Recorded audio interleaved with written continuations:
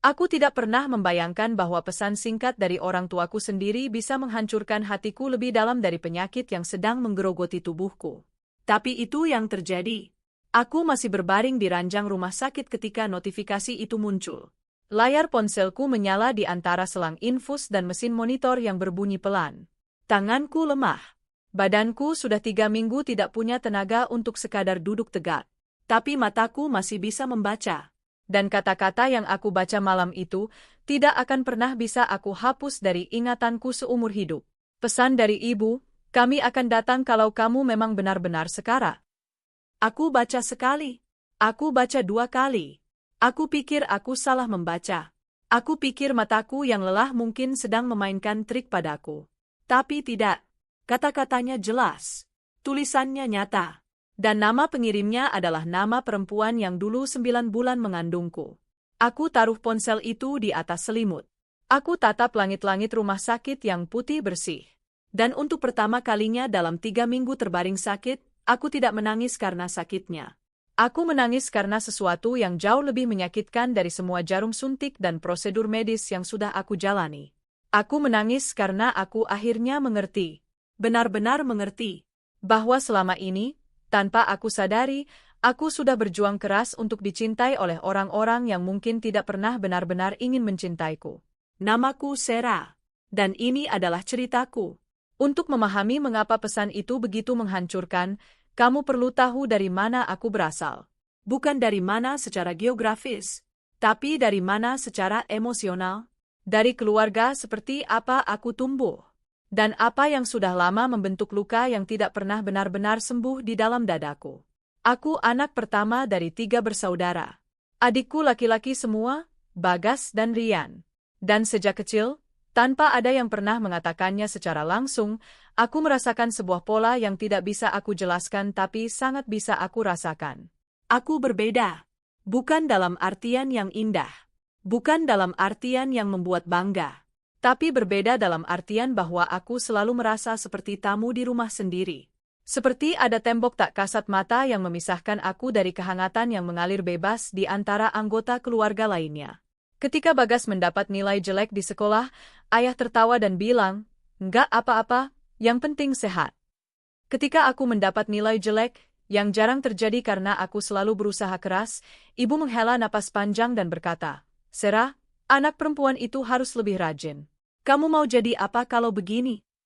Ketika Rian tidak mau makan sayur, meja makan menjadi ajang negosiasi yang penuh tawa. Ketika aku tidak mau makan sesuatu karena memang alergi, ibu bilang, "Jangan manja, Sarah, dimakan saja." Aku tidak pernah protes. Aku tidak pernah marah.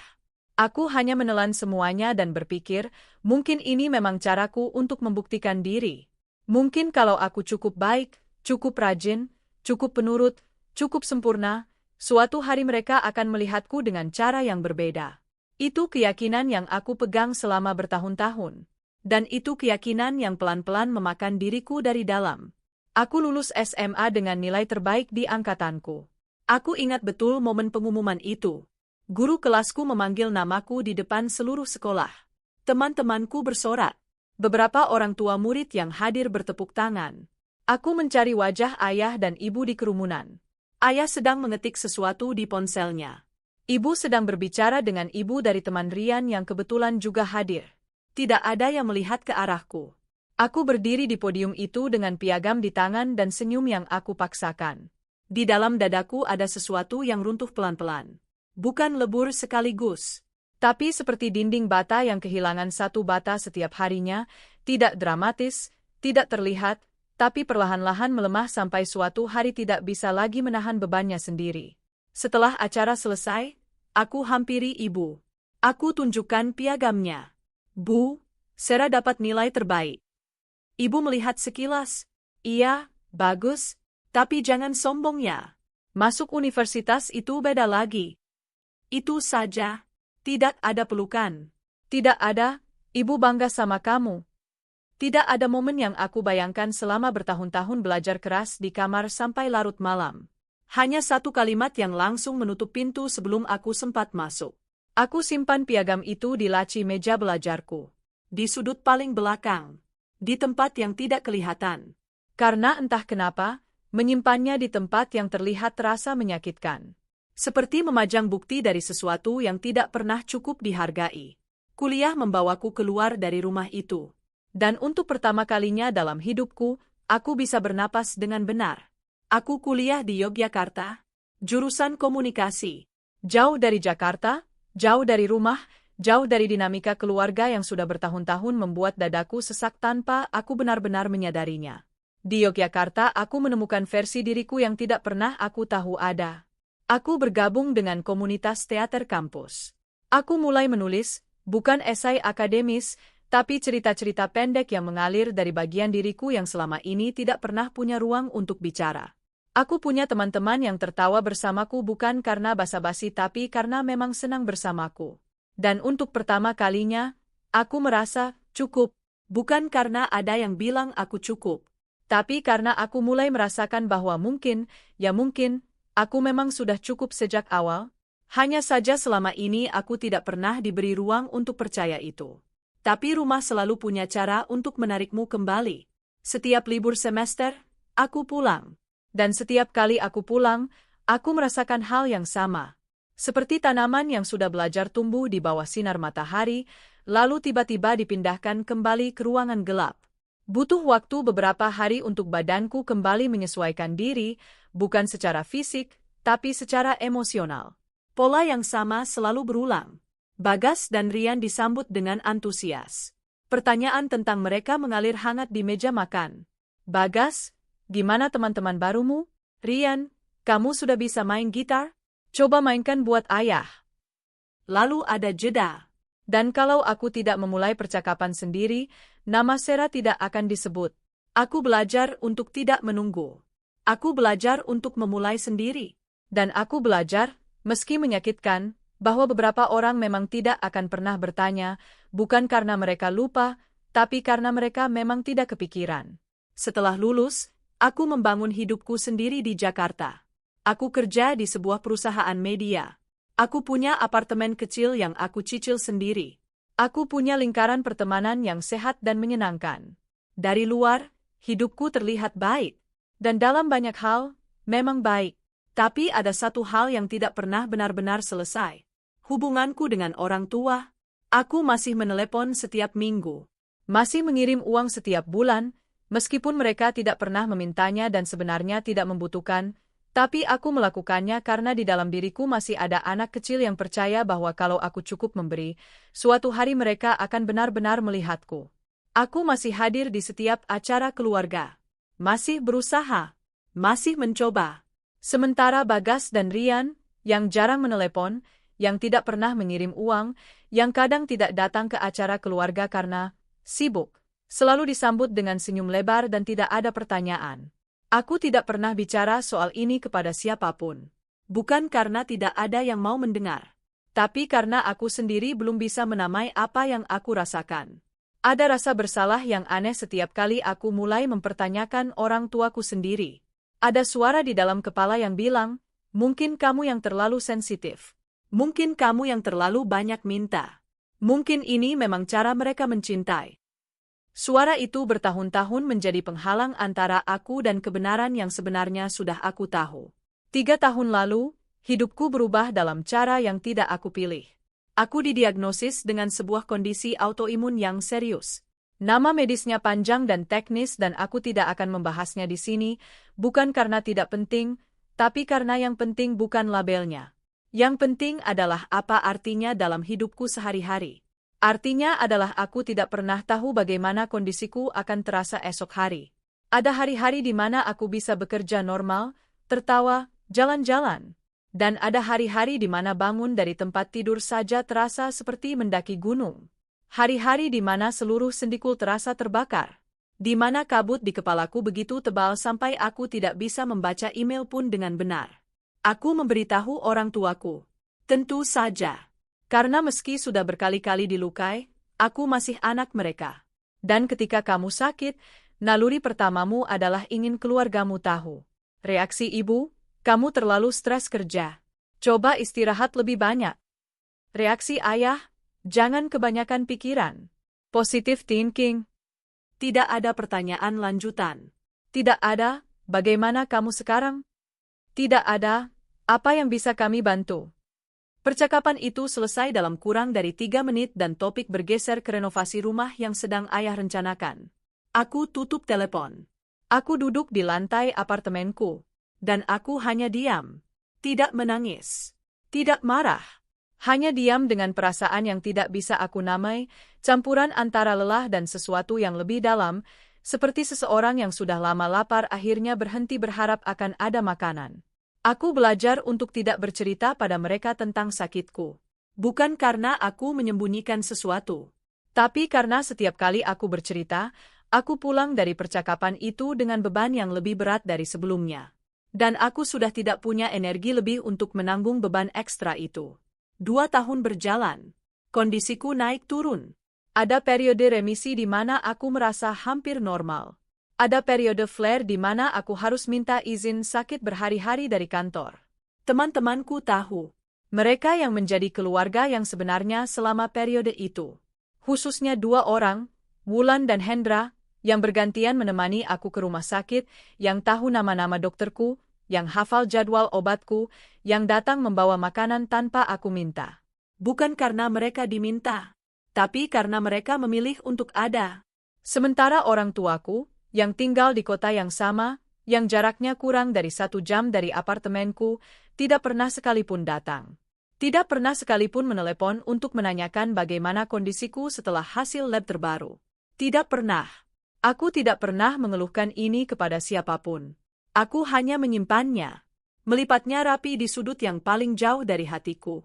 Di tempat yang sama dengan piagam nilai terbaik SMA yang dulu aku simpan di laci paling belakang. Sampai akhirnya, 8 bulan lalu, flare terparahku datang. Aku tidak akan menceritakan detail medisnya.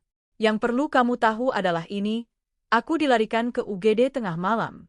Organ-organku meradang. Beberapa fungsi tubuhku mulai terganggu.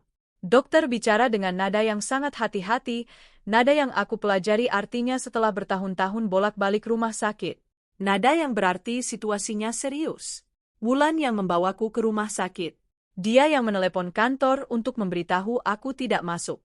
Dia yang mengurus semua administrasi pendaftaran sambil aku berbaring di brankar. Dia yang duduk di kursi plastik keras di luar ruang ICU selama 4 jam tanpa mengeluh. Bukan ibu kandungku. Bukan ayah kandungku. Wulan. Teman yang aku kenal 8 tahun lalu di sebuah kafe ketika kami tidak sengaja duduk di meja yang sama karena tidak ada tempat lain.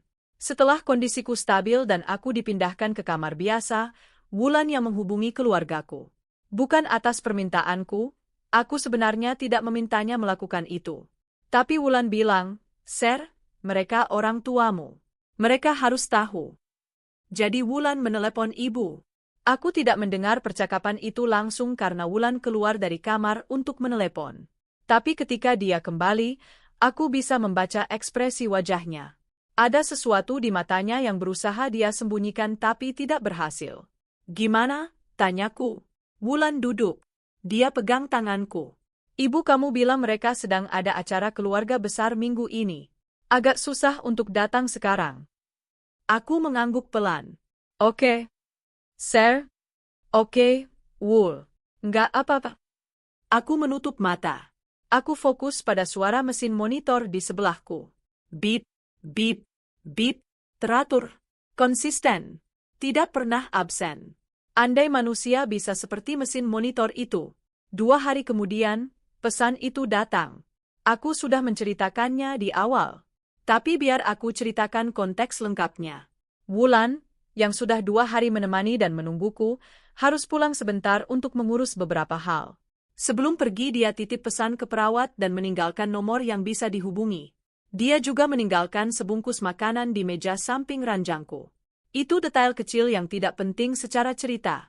Tapi aku ingat karena di momen itu, sambil melihat bungkusan makanan dari Wulan di sebelahku, aku berpikir, ini yang dimaksud dengan cinta. Bungkusan makanan yang dibeli oleh tangan yang tidak wajib melakukannya. Lalu ponselku bergetar. Pesan dari grup keluarga. Grup yang isinya ayah, ibu, Bagas, Rian, beberapa paman dan bibi. Grup yang biasanya ramai dengan foto-foto makanan, meme, dan update tentang Bagas dan Rian. Kali ini, pesannya adalah percakapan antara ibu dan Bagas. Bagas, Bu, gimana kondisi Kak Sera? Katanya masuk ICU. Ibu, udah dipindah ke kamar biasa. Dokter bilang stabil. Bagas, kita perlu ke sana nggak? Jauh juga sih dari sini. Dan kemudian, jawaban yang sampai detik ini masih bisa aku rasakan seperti pisau di dada. Ibu, nanti aja. Kita ke sana kalau dia memang benar-benar sekarat. Pesan itu masuk ke grup secara tidak sengaja. Mungkin ibu salah kirim. Mungkin jari ibu tergelincir.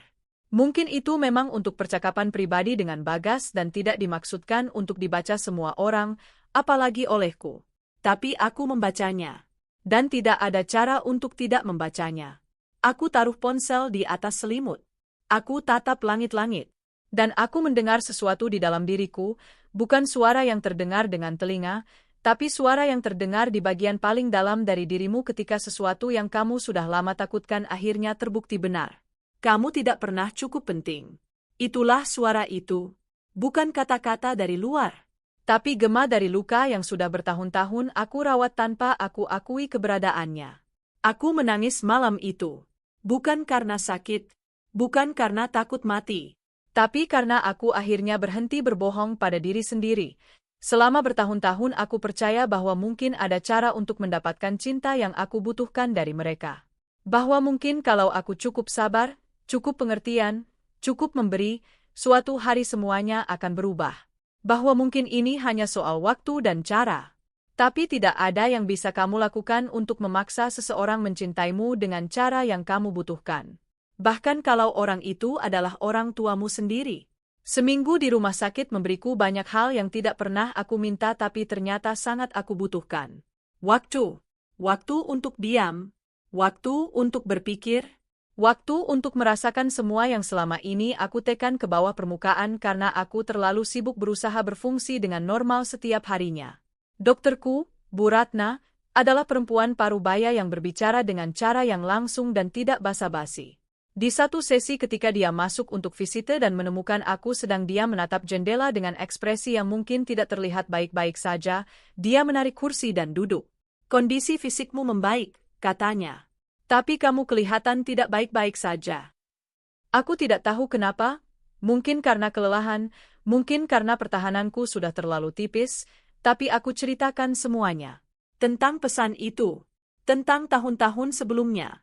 Tentang pola yang sudah lama aku lihat tapi tidak mau aku akui.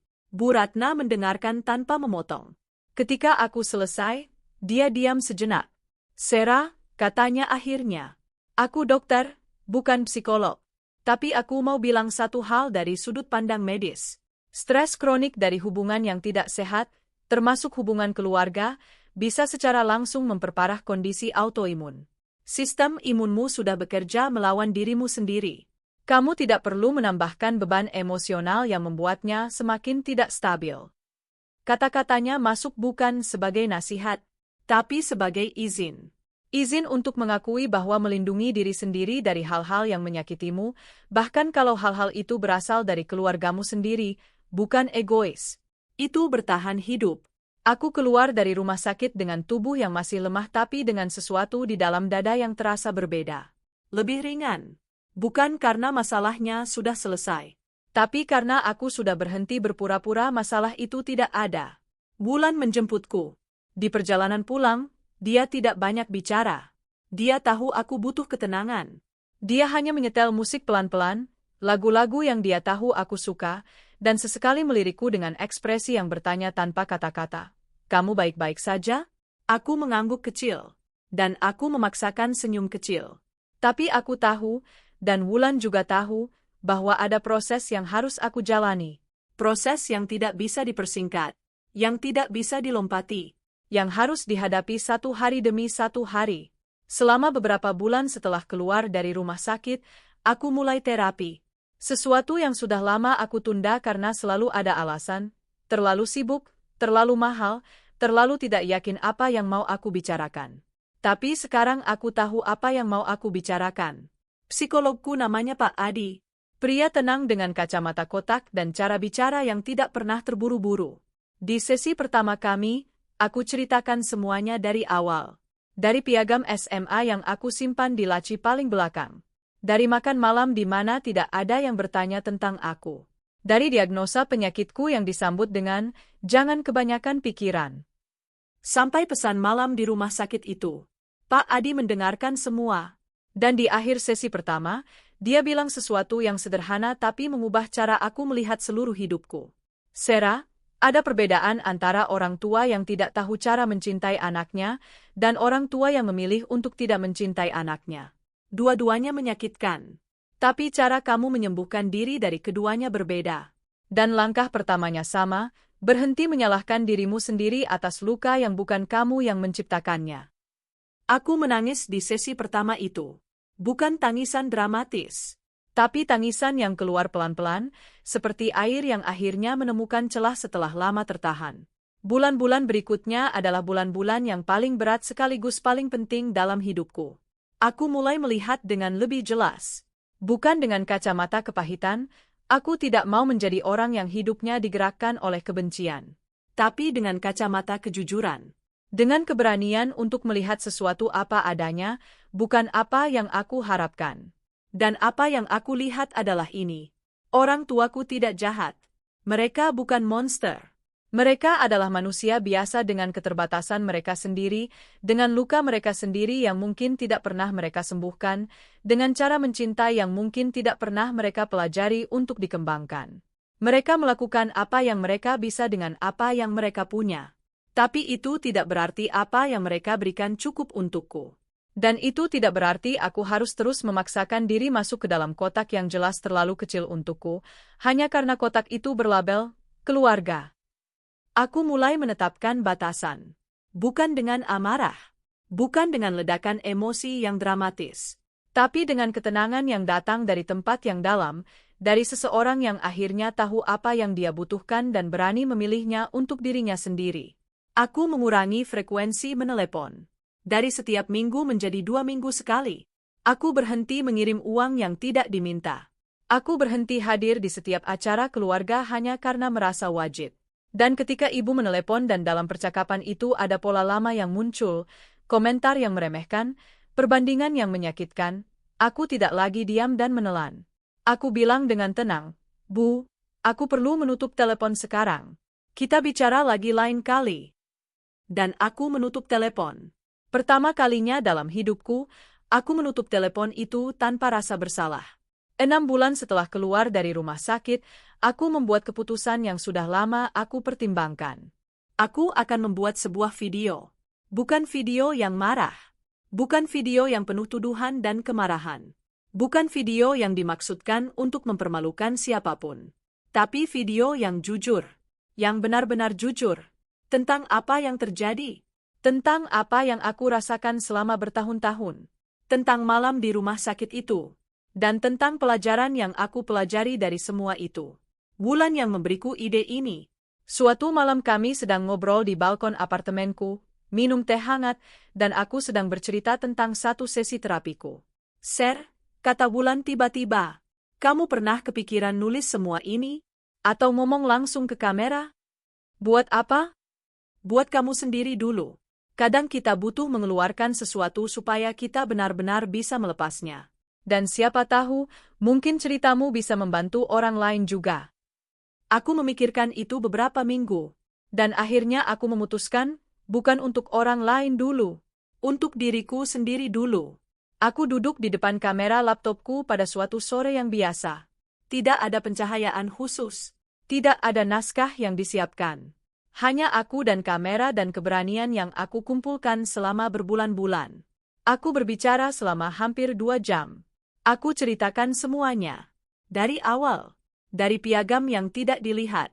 Dari makan malam yang sepi. Dari diagnosa yang disambut dengan, jangan kebanyakan pikiran. Dari malam di rumah sakit dan pesan yang tidak seharusnya aku baca tapi aku baca. Aku tidak menangis sepanjang video itu. Bukan karena aku sudah tidak punya rasa, tapi karena aku sudah cukup menangisi semua ini. Dan sekarang yang aku butuhkan bukan air mata, yang aku butuhkan adalah kata-kata.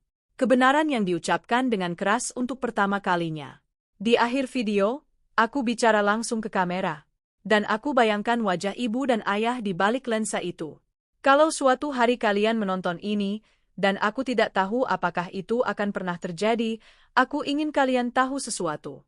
Aku tidak membuat video ini untuk menyakiti kalian. Aku membuat ini karena aku butuh berkata jujur, mungkin untuk pertama kalinya dalam hidupku, tentang apa yang aku rasakan selama bertahun-tahun. Aku tidak minta banyak. Aku hanya mau dilihat. Aku hanya mau didengar. Aku hanya mau menjadi sama pentingnya dengan adik-adikku di mata kalian. Itu saja. Bukan rumah mewah. Bukan uang. Bukan pengorbanan besar. Hanya delete. Dan aku sudah terlalu lama menunggu itu terjadi.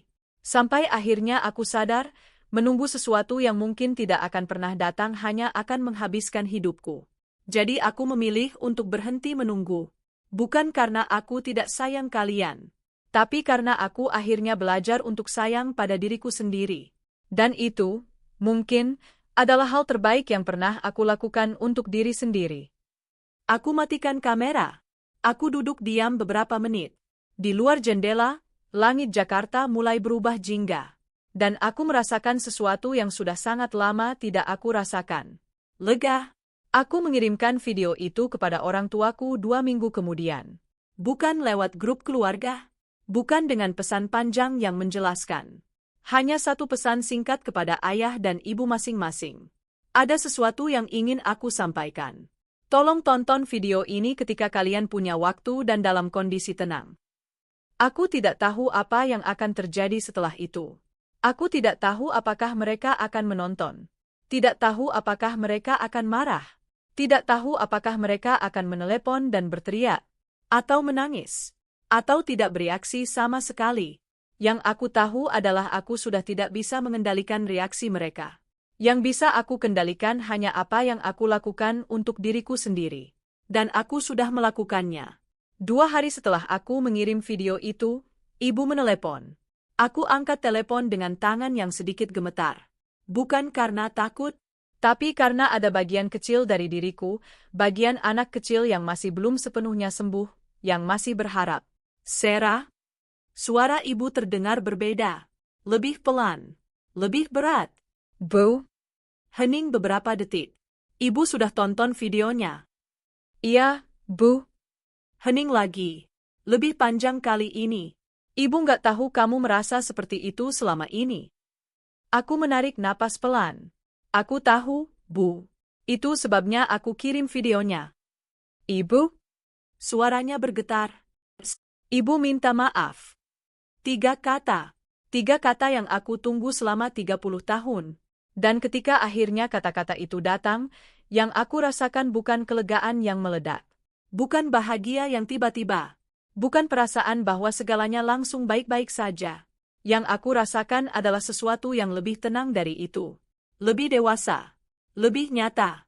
Aku merasakan bahwa ini adalah awal, bukan akhir, dari sesuatu yang panjang dan tidak pasti. Bahwa 3 kata itu penting, tapi tidak otomatis mengubah pola yang sudah terbentuk selama puluhan tahun. Bahwa maaf adalah titik mulai, bukan garis finish. Terima kasih, Bu, kataku. Aku menerima maaf Ibu. Tapi aku juga perlu Ibu tahu, kita perlu waktu. Aku perlu waktu. Untuk belajar bagaimana caranya membangun hubungan yang baru. Yang lebih sehat. Untuk kita berdua. Ibu menangis di ujung telepon. Aku bisa mendengarnya. Ibu mau coba, katanya akhirnya. Aku juga, Bu, jawabku. Aku juga. Hari ini, 8 bulan setelah malam di rumah sakit itu, hidupku terlihat berbeda. Hubunganku dengan orang tuaku masih dalam proses. Tidak dramatis. Tidak tiba-tiba sempurna. Ada kemajuan dan ada juga momen-momen di mana pola lama muncul kembali dan aku harus mengingatkan diriku sendiri, dan kadang mereka, tentang batasan yang sudah kita sepakati bersama. Tapi ada sesuatu yang berubah. Nyata. Terasa. Ibu mulai menelepon dan bertanya tentang kesehatanku. Bukan tentang karir, bukan tentang kapan menikah, bukan tentang hal-hal yang selama ini menjadi tolak ukur nilai seorang anak di matanya. Tapi tentang aku. Tentang bagaimana aku hari ini. Tentang apakah aku sudah makan. Tentang apakah kondisi autoimunku baik-baik saja. Perubahan kecil. Tapi bagi seseorang yang sudah bertahun-tahun haus akan hal-hal kecil seperti itu, perubahan kecil terasa seperti hujan pertama setelah musim kemarau yang sangat panjang. Dan aku terus belajar. Setiap hari, aku belajar bahwa mencintai seseorang tidak berarti kamu harus mengorbankan dirimu sendiri untuknya. Bahwa batasan bukan tembok, batasan adalah jembatan yang memungkinkan dua orang berada di tempat yang aman sambil tetap terhubung. Aku belajar bahwa luka dari keluarga adalah luka yang paling sulit disembuhkan, bukan karena cintanya paling besar, tapi karena harapannya paling dalam. Dan ketika harapan yang dalam itu tidak terpenuhi, lukanya menembus ke lapisan yang tidak terjangkau oleh banyak hal lain. Aku belajar bahwa memaafkan bukan tentang mereka. Memaafkan adalah tentang aku. Tentang membebaskan diriku dari rantai masa lalu yang sudah terlalu lama membebani setiap langkahku. Dan aku belajar, ini mungkin yang paling penting dari semuanya, bahwa keluarga bukan hanya soal darah. Keluarga adalah soal siapa yang ada ketika kamu paling membutuhkan. Siapa yang duduk di kursi plastik keras di luar ruang ICU selama 4 jam tanpa mengeluh. Siapa yang membawa makanan tanpa diminta. Siapa yang pegang tanganmu di momen tergelap dan tidak pergi. Wulan adalah keluargaku. Hendra adalah keluargaku. Pak Adi dengan sesi-sesinya yang mengubah cara aku melihat diriku sendiri, dia adalah bagian dari keluargaku juga. Keluarga yang aku pilih. Yang memilihku kembali. Setiap harinya. Kalau kamu sedang membaca atau mendengarkan cerita ini, dan kamu merasakan sesuatu yang familiar di dalamnya, kalau ada bagian dari ceritaku yang terasa seperti cermin dari hidupmu sendiri, aku ingin kamu tahu sesuatu. Kamu tidak salah karena merasa sakit. Kamu tidak terlalu sensitif. Kamu tidak berlebihan. Rasa sakitmu nyata. Pengalamanmu valid. Dan kamu berhak untuk diakui, didengar, dan dicintai, bukan sebagai syarat, bukan sebagai hadiah kalau kamu cukup baik, tapi hanya karena kamu ada dan kamu berharga. Tidak ada anak yang lahir ke dunia ini dengan harapan untuk merasa tidak cukup di mata orang tuanya sendiri. Tidak ada yang memilih untuk tumbuh dalam pola yang menyakitkan. Dan ketika kamu akhirnya menyadari bahwa sesuatu tidak beres, ketika kamu akhirnya berani menamai apa yang selama ini terasa salah, itu bukan pengkhianatan terhadap keluargamu. Itu kejujuran. Dan kejujuran, meski menyakitkan, adalah langkah pertama menuju kebebasan. Kamu boleh menetapkan batasan. Kamu boleh memilih untuk melindungi dirimu sendiri. Kamu boleh mencintai seseorang dari jarak yang aman, jarak yang memungkinkan kamu untuk tetap menjadi dirimu sendiri tanpa terus-menerus terluka. Dan kamu sangat boleh, membangun keluarga dari orang-orang yang memilih untuk ada. Yang memilihmu bukan karena kewajiban, tapi karena mereka ingin. Itulah keluarga yang sesungguhnya. Dan kamu berhak mendapatkannya. Aku masih ingat dengan jelas malam di rumah sakit itu. Layar ponsel yang menyala di antara selang infus. Pesan yang tidak seharusnya aku baca. Langit-langit putih yang aku tatap sambil menahan napas. Tapi sekarang, ketika aku mengingat malam itu, aku tidak lagi merasakannya sebagai malam terburuk dalam hidupku. Aku merasakannya sebagai malam di mana sesuatu yang sudah lama retak akhirnya pecah sepenuhnya. Dan seperti gerabah yang pecah, hanya ketika sudah pecah sempurnalah kamu bisa melihat di mana retakannya. Dan baru setelah kamu tahu di mana retakannya, kamu bisa mulai memperbaikinya. Dengan cara yang benar. Dengan tangan yang benar. Dengan material yang tepat. Aku Sarah. Dan aku sedang dalam proses menjadi utuh kembali. Bukan utuh seperti sebelumnya. Karena sebelumnya, aku tidak pernah benar-benar utuh. Aku hanya berpura-pura utuh sambil menyembunyikan retakan-retakan yang aku takutkan akan membuat orang lain pergi kalau mereka melihatnya. Tapi utuh yang baru, yang jujur, yang tahu di mana batas-batasnya, yang tahu apa yang dibutuhkannya, yang tidak takut lagi untuk mengakui bahwa dia punya luka, karena luka bukan tanda kelemahan.